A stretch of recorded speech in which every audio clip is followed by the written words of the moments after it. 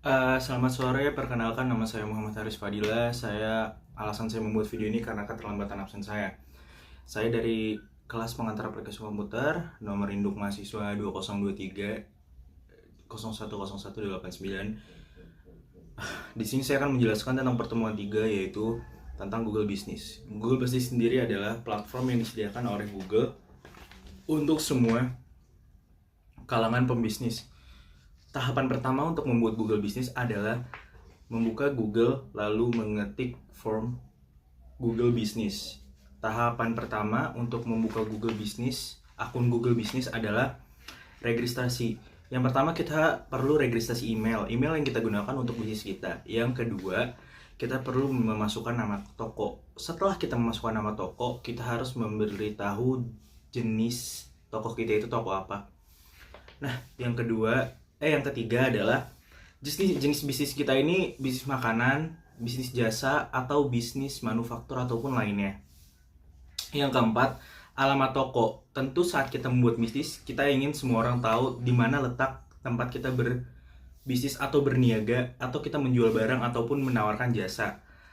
Yang keempat adalah wilayah pelayanan. Wilayah pelayanan itu seperti kita mempunyai toko di wilayah Jakarta Barat, akan tetapi kita melayani segala pelanggan dari Jabodetabek, sehingga kita mendapatkan margin yang lebih besar ataupun pelanggan yang lebih banyak. Yang keenam, kita perlu memasukkan website. Jikalau kita sudah memiliki website itu sendiri dan memasukkan URL website kita dalam bentuk URL ke Google Business tersebut, nanti ada kolomnya di Google Business.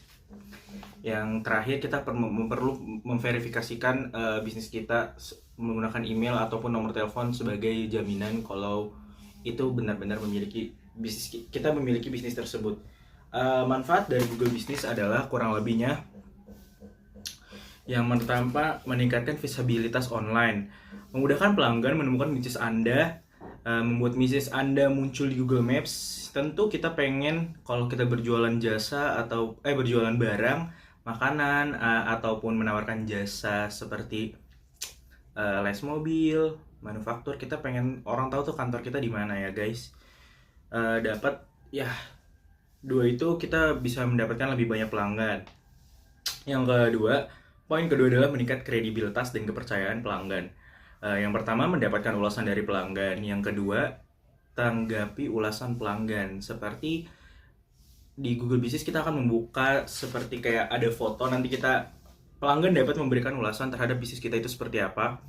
Untuk itu kita perlu melakukan open discussion di kolom komentar Google Business kita. Seperti contoh, kita menjual produk makanan, akan tetapi makanan itu tetap terlalu cepat expired.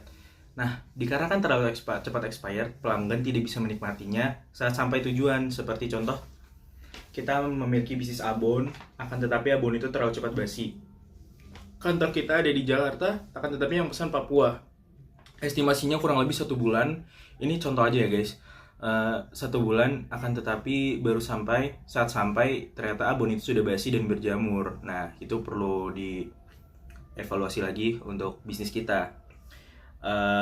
Yang terakhir, kurang lebih membangun hubungan dengan pelanggan, karena itu sangat diperlukan.